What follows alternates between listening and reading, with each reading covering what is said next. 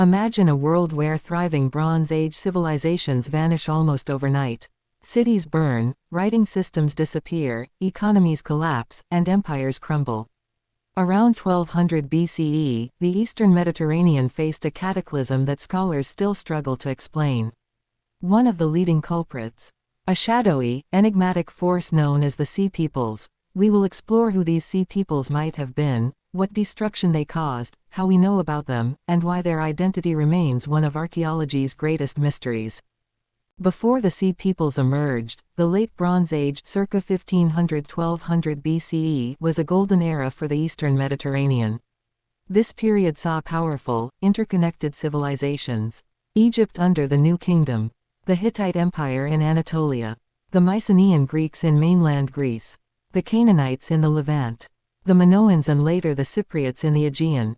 Trade routes stretched across the sea. Luxury goods, ideas, and technologies were exchanged. Writing systems like linear B and cuneiform kept records. Palaces governed vast territories. This system of internationalism was delicate and ripe for disruption. The Sea Peoples are not a single group, but a confederation of tribes or ethnic groups believed to have originated from various parts of the Mediterranean. They are known almost entirely from Egyptian records, especially those of Pharaoh Ramses III. Egyptian inscriptions list several tribes or groups among the Sea Peoples, including Peliset believed to be Philistines, Shurdan, Shekelesh, Luka, Tjeker, Denyen. The names and styles of dress suggest origins in the Aegean, Anatolia, and Western Mediterranean. Some may have been displaced warriors, migrants, or pirates. Others may have been mercenaries who turned on their former employers. We do not know what they called themselves, as they left no written records. Around 1200 BCE, a wave of destruction and upheaval spread across the Eastern Mediterranean. Major cities were burned and abandoned.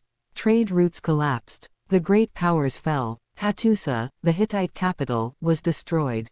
Mycenaean palaces in Greece were burned.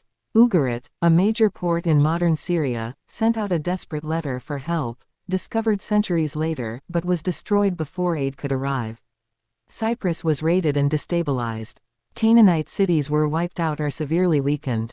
Only Egypt resisted the Sea Peoples successfully. The Medinet Habu inscriptions from the reign of Ramses III depict dramatic battles, both land and naval, against these invaders. The pharaoh claimed victory, but at great cost. Egypt itself entered a long period of decline afterward. The arrival of the Sea Peoples is closely tied to what historians call the Bronze Age collapse, a period when nearly every major civilization in the region fell into ruin. But were the Sea Peoples the cause or merely a symptom? Other contributing factors include climate change and drought, leading to famine and migration, earthquakes, as evidenced by geological studies, internal rebellions and economic instability, technological shifts, like the rise of ironworking, over-reliance on complex, fragile trade networks. It is likely that the Sea Peoples were both products of chaos and agents of further destruction, taking advantage of the region's weakened state.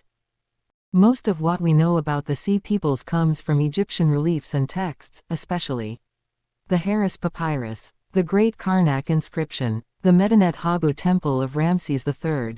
These sources describe the Sea Peoples as a confederation of foreign enemies from the sea, who moved in large numbers, bringing their families, oxen, and possessions. They came by both land and sea, suggesting a mass migration or invasion. The records say they laid waste to other lands before reaching Egypt. Some were captured, others were killed in battle. Interestingly, some of the Sea Peoples later settled in regions like Canaan, where they became part of the local population, most famously, the Philistines of biblical fame. Archaeology has helped fill in some gaps.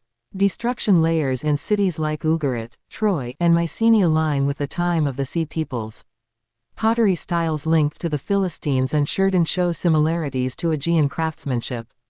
Settlements in coastal Canaan, like Ashkelon and Gaza, show abrupt cultural changes around 1200 BCE. Weapons and armor found in battle scenes resemble those used in the Aegean and Anatolia, supporting the idea that the Sea Peoples came from multiple origins. Still, no single archaeological site has been definitively identified as the homeland of the Sea Peoples. The mystery of the Sea Peoples has sparked decades of scholarly debate. Some leading theories include: they were displaced Mycenaeans fleeing the collapse of their own world. They were mercenaries from multiple regions, united by opportunity. They were climate migrants, driven southward by famine and drought. They were part of a mass social upheaval, a true people's invasion, against the elites of the Late Bronze Age. Some scholars even question the narrative altogether, suggesting that Egyptian records exaggerated the threat for propaganda purposes. Despite the mystery, the Sea Peoples left a lasting mark. Their arrival reshaped the ancient Near East and helped usher in the Iron Age. Their story inspired legends, including tales of foreign invaders in biblical texts. The collapse of the Bronze Age created a dark age, but also made room for new cultures to rise, such as classical Greece and Israelite kingdoms. In many ways, they symbolize the fragility of complex societies in the face of sudden change, a lesson that still resonates today. To this day, the Sea Peoples remain one of the greatest enigmas of ancient history. Were they raiders, refugees, or revolutionaries? Were they destroyers or survivors of a greater collapse? We may never know exactly who they were, but their impact was real and profound. They remind us that history is full of unanswered questions, and that sometimes, a mystery is more powerful than any answer.